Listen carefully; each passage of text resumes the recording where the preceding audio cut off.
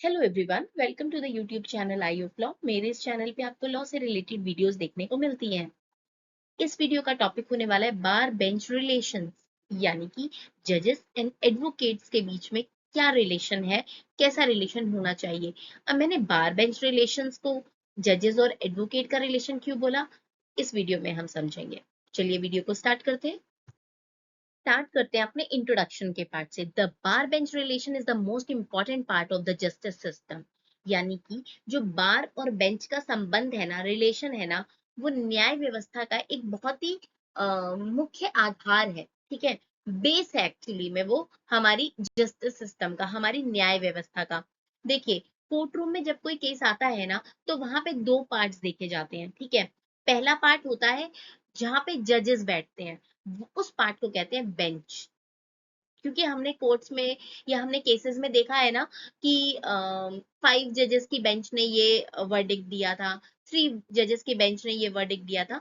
तो जहाँ पे जजेस बैठते हैं उसको कहा जाता है बेंच, एंड जहाँ पे एडवोकेट्स बैठते हैं उसको कहा जाता है बार।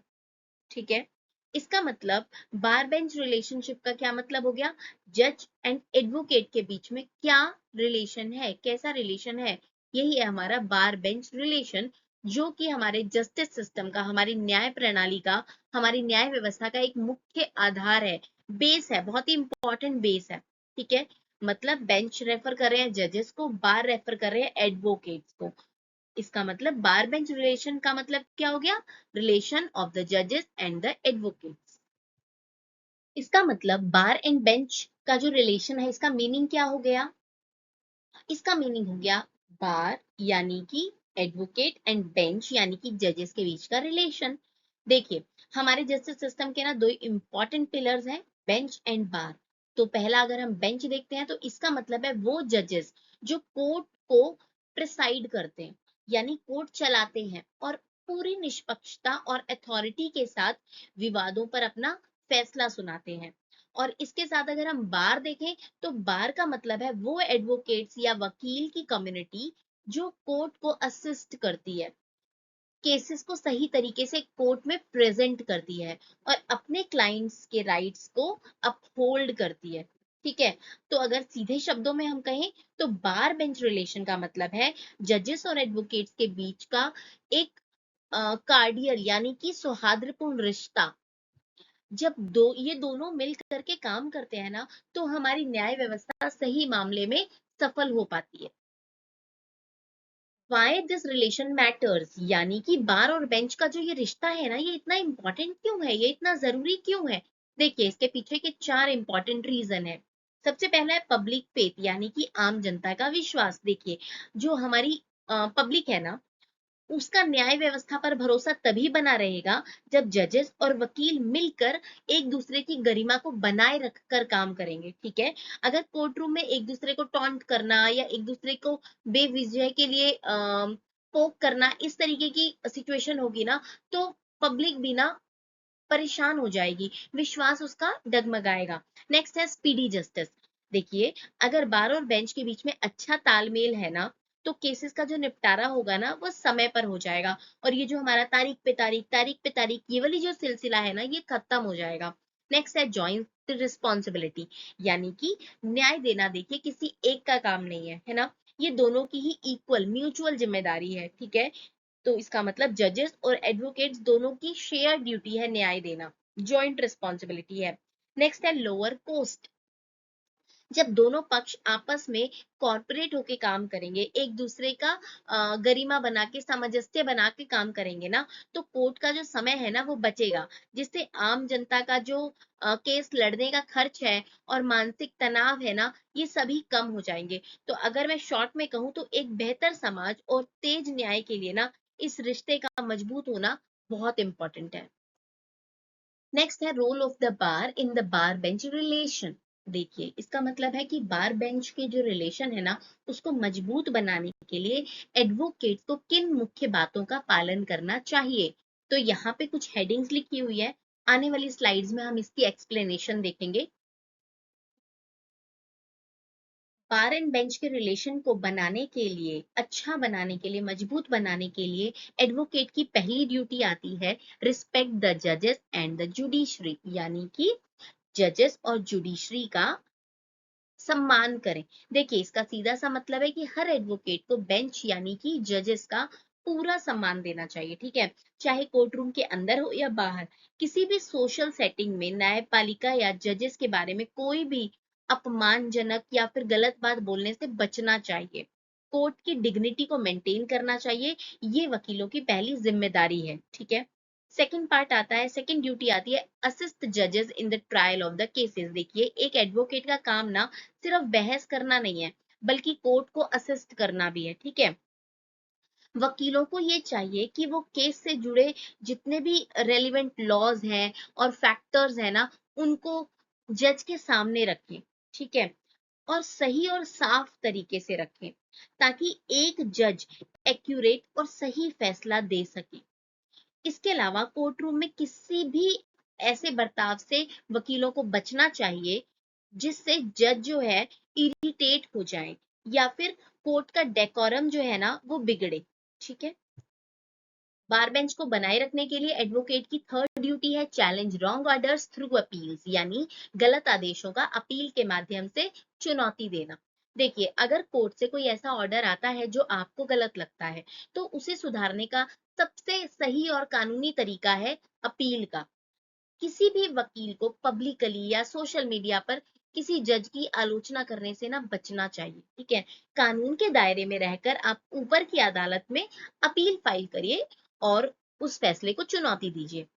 फोर्थ पॉइंट आता है डू नॉट प्रेशर और इन्फ्लुएंस जज, यानी किसी भी तरीके का दबाव या फिर प्रभाव ना बनाए, किनके ऊपर, जजेस के ऊपर। देखिए, अपने क्लाइंट के पक्ष में फैसला यानी कि हमारा फेवरेबल ऑर्डर जो है वो पाने के लिए किसी भी वकील को जज पर किसी भी तरीके का प्रेशर बनाना या उन्हें किसी भी अनुचित तरीके से प्रभावित करने की कोशिश नहीं करनी चाहिए, ठीक है। न्याय हमेशा मेरिट पर होना चाहिए, जो सही है वो सही, जो गलत है वो गलत।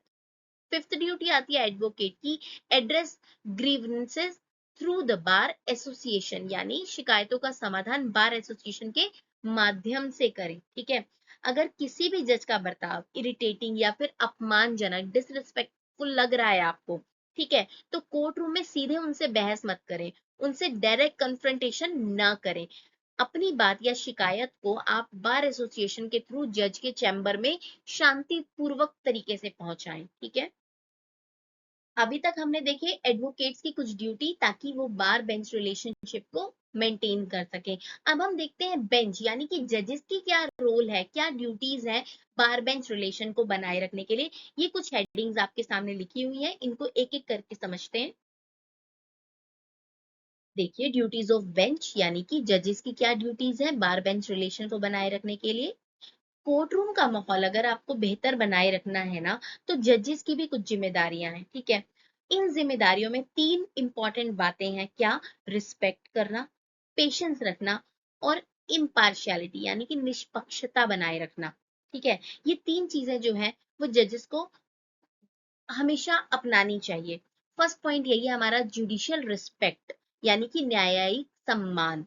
जैसे वकीलों से जजेस का सम्मान करने की उम्मीद की जाती है ना, ठीक वैसे ही जजेस का भी ये कर्तव्य है कि वो एडवोकेट्स और उनके साथी जो जजेस हैं उनके लिए पूरा सम्मान बनाए रखें, ठीक है। कोर्ट रूम में आपसी सम्मान ही ना बार बेंच का जो रिश्ता है ना उसको बनाए रखने के लिए बहुत इंपॉर्टेंट होता है। नेक्स्ट पॉइंट है आपका पेशेंट हियरिंग यानी धैर्य पूर्वक सुनवाई। देखिए, एक जज को हर केस की सुनवाई एक खुले और सम्मानजनक दिमाग से करनी चाहिए, यानी कि ओपन माइंडेड होना चाहिए और रिस्पेक्टफुल माइंड होना चाहिए, ठीक है। उसके मन में पहले से कोई प्रिजुडिस नहीं होनी चाहिए, कोई पूर्वाग्रह नहीं होनी चाहिए या भेदभाव नहीं होना चाहिए। वकीलों को अपना केस पूरी तरीके से और साफ साफ पेश करने का ना पर्याप्त अवसर देना चाहिए, ठीक है। थर्ड पॉइंट आता है इम्पार्शियलिटी यानी कि निष्पक्षता। एक न्यायाधीश को हमेशा पूरी तरीके से न्यूट्रल रहना चाहिए, इम्पार्शियल रहना चाहिए और उसी के बेसिस पर इम्पार्शियल होकर ही कोई फैसला सुनाना चाहिए। केस की सुनवाई या कोई फैसला है ना वो देते समय कभी भी किसी विशेष एडवोकेट या किसी एक पार्टी का फेवर नहीं लेना चाहिए।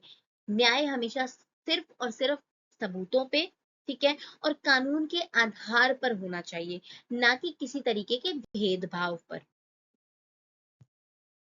अब बेंच की यानी कि जजेस की फोर्थ ड्यूटी है अवॉइडेंस ऑफ इंटरप्शंस, यानी कि अनावश्यक टोक टाक या रुकावट से बचना चाहिए। देखिए, जब कोई एडवोकेट गवाहों से सवाल जवाब कर रहा है या कोर्ट में अपने केस की बहस कर रहा है, आर्ग्यू कर रहा है, ठीक है, तो जज को बिना वजह बीच में टोकना नहीं चाहिए।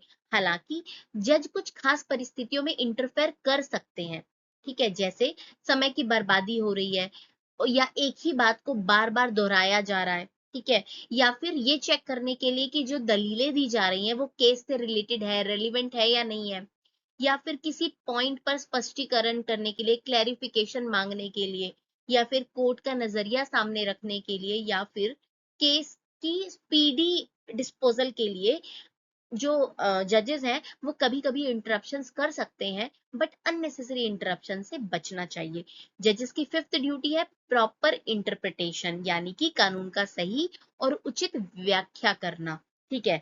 जब भी कोई जज किसी एक्ट को, रूल को, ऑर्डर को, नोटिफिकेशन को इंटरप्रेट करते हैं ना, तो उनका तरीका ऐसा होना चाहिए जिससे हर तरह का भ्रम और अस्पष्टता जो है ना वो दूर हो जाए। कानून का मतलब इस तरह निकाला जाना चाहिए जिससे दोनों पक्षों को ना पूरी तरीके से और सही मायने में न्याय दिया जा सके। ओके, नेक्स्ट पॉइंट आता है अवॉइडेंस ऑफ अनरीजनेबल एडजॉर्नमेंट, यानी कि बिना किसी ठोस वजह के तारीख देने से बचना चाहिए। देखिए, जजिस को अगली तारीख या फिर एडजॉर्नमेंट ना तभी देनी चाहिए जब उसके पीछे बहुत ही रीजनेबल या फिर कोई सफिशिएंट ग्राउंड हो, ठीक है, कोई नेसेसरी ग्राउंड हो। बिना किसी वाजिब वजह के बार बार तारीखें देने से क्या होता है ना, पेंडिंग केसेस की जो नंबर है ना वो बढ़ती जाती है, ठीक है, और जो केस लड़ रही पार्टियां होती है ना उनके ऊपर भी मानसिक और आर्थिक दोनों तरीके की परेशानियां बढ़ जाती हैं। नेक्स्ट ड्यूटी है स्पीडी डिस्पोजल, यानी कि मामलों का त्वरित निपटारा करना। देखिए, जैसे कि एक मशहूर कानूनी सिद्धांत है, justice delayed is justice denied, ठीक है, यानी न्याय में देरी है तो न्याय ना मिलने के बराबर ही है वो। इसलिए जजेस को मामलों का निपटारा जितनी जल्दी हो सके ना उतनी जल्दी कर देना चाहिए। पुराने पेंडिंग केसेस को प्राथमिकता देनी चाहिए, ठीक है, और इस बात का भी ध्यान रखना जरूरी है कि नए केसेस भी पेंडिंग की लिस्ट में न चले जाएं, ठीक है। तो इसका मतलब क्या हो गया कि स्पीडी डिस्पोजल पर ध्यान देना चाहिए जजेस को। एट्थ ड्यूटी आ रही है अवॉइडिंग अनवारंटेड कमेंट्स, यानी कि अनुचित या बिना वजह की टिप्पणियों से बचना चाहिए। देखिए, किसी भी एक जज को खुली अदालत में, ओपन कोर्ट रूम में ना वकील के ज्ञान की कमी, लैक ऑफ नॉलेज, इस बात को लेकर कभी भी कोई मजाक या फिर हंसी नहीं उड़ानी चाहिए, अनवांटेड कमेंट नहीं करने चाहिए। इसके अलावा बिना किसी बहुत बड़े या फिर सफिशिएंट ग्राउंड के, ठीक है, किसी वकील को कोर्ट रूम के बाहर जाने का आदेश भी नहीं देना चाहिए। नाइन्थ ड्यूटी आती है नॉलेज ऑफ लॉ, यानी कि कानून का ज्ञान होना, गहरा ज्ञान होना। देखिए, चूंकि जो जज है ना उनका फैसला अंतिम होता है, इसलिए उनके पास कानून की गहरी समझ, डीप नॉलेज होनी चाहिए। उन्हें केस के जितने भी डिस्प्यूटेड फैक्ट्स है ना, विवादित तथ्य है ना, उन पर हमेशा बिल्कुल सही और सटीक कानून को अप्लाई करना आना चाहिए ताकि एक सही और राइट डिसीजन आ सके, ठीक है। टेंथ ड्यूटी आ रही है इंडिपेंडेंस, यानी कि न्यायपालिका की स्वतंत्रता। देखिए, एक जज की सबसे बड़ी जिम्मेदारी होती है कि वो जुडिशरी की इंडिपेंडेंस को प्रोटेक्ट करे, ठीक है, प्रिजर्व करे। उन्हें किसी भी बाहरी ताकत, यहाँ तक कि ना सरकार के दबाव या प्रेशर में आकर भी कोई समझौता नहीं करना चाहिए, ठीक है। न्याय हमेशा किस बेसिस पे दिया जाता है, निडरता के बेसिस पे और स्वतंत्रता के बेसिस पे दिया जाता है, ठीक है। 11th ड्यूटी है इंटीग्रिटी, यानी कि सत्यनिष्ठा और ईमानदारी, ठीक है। देखिए, एक जज को ना हमेशा पूरी तरीके से ऑनेस्ट होना चाहिए, ठीक है, मॉरली अपराइट होना चाहिए, ठीक है। जब किसी जज की पर्सनल और इंटेलेक्चुअल इंटीग्रिटी मजबूत होती है ना, तब वो कोर्ट रूम में एडवोकेट्स और आम जनता का न्याय व्यवस्था पर जो भरोसा है ना उसको और ज्यादा गहरा कर पाते हैं, ठीक है। यानी कि अगर कोई जज फुल ऑनेस्टी से काम करेंगे ना, तो पब्लिक का उनके ऊपर भरोसा बढ़ता चला जाएगा। एडवोकेट्स का, जो उनकी अदालत में अपने कोर्ट को, अपने केस को प्रेजेंट कर रहे हैं, उनका भी भरोसा उन जजेस पे बहुत गहरा होगा। नेक्स्ट है 12th ड्यूटी, जो है आपका इंडस्ट्रियसनेस, यानी कि परिश्रम और निरंतर अध्ययन। देखिए, कानून ना हमेशा बदलता रहता है, इसलिए जजेस को लगातार सिस्टमेटिक तरीके से हार्ड वर्क और स्टडी करते रहना चाहिए। ठीक है, उन्हें कानूनों में होने वाले जितने भी लेटेस्ट अमेंडमेंट्स आए हैं ना, या फिर बदलाव आए हैं ना, उनसे हमेशा अपडेट रहना चाहिए। क्योंकि अगर वो बदलते कानून के साथ अपनी नॉलेज को नहीं बढ़ाएंगे ना, तो वो आने वाले केसेस में नए लॉज को अप्लाई भी नहीं कर पाएंगे। ठीक है, 13 ड्यूटी आती है मीटिंग ऑफ जजेस एंड लॉयर्स, यानी कि जजेस और वकीलों का जो है, उनके बीच में नियमित बैठकें होनी चाहिए, मीटिंग्स होनी चाहिए। देखिए, बार और बेंच के बीच में तालमेल बेहतर बनाए रखने के लिए ना, ये बहुत ज्यादा जरूरी है कि जजेस और एडवोकेट्स के बीच में रेगुलर मीटिंग्स अरेंज की जाए। इन मीटिंग्स का मकसद होता है कोर्ट के कामकाज में आने वाली दिक्कतें जो है ना, उनके ऊपर डिस्कशन करना, चर्चा करना। ठीक है, और किसी भी तरीके के जो मतभेद है ना, उनको पूरी सौहार्द पूर्वक ना सुलझाना।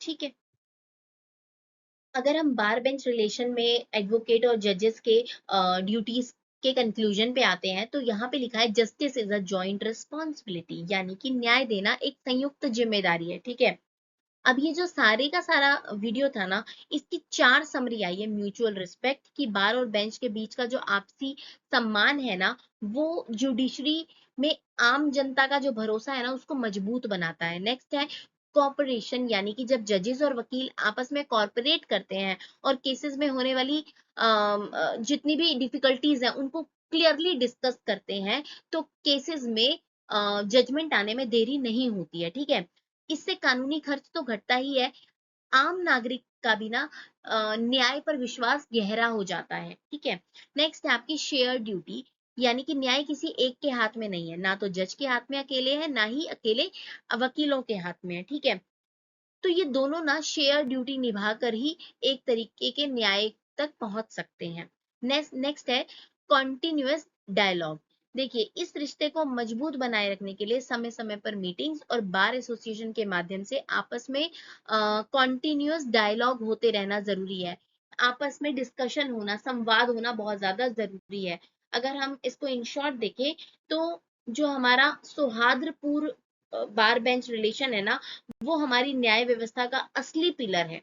ठीक है, तो दोनों, यानी एडवोकेट और जजेस, दोनों का ही इसमें इक्वल रोल आता है। इसी के साथ बार बेंच रिलेशन का इंपॉर्टेंट टॉपिक खत्म होता है। ये एग्जाम पॉइंट ऑफ व्यू से बहुत इंपॉर्टेंट है। अगर आपको इसमें कोई भी डाउट रह जाता है, आप मुझे कमेंट में लिखिए। अगर मेरा वीडियो पसंद आता है तो इसे लाइक करिए, मेरे चैनल को सब्सक्राइब करिए। Thanks for watching.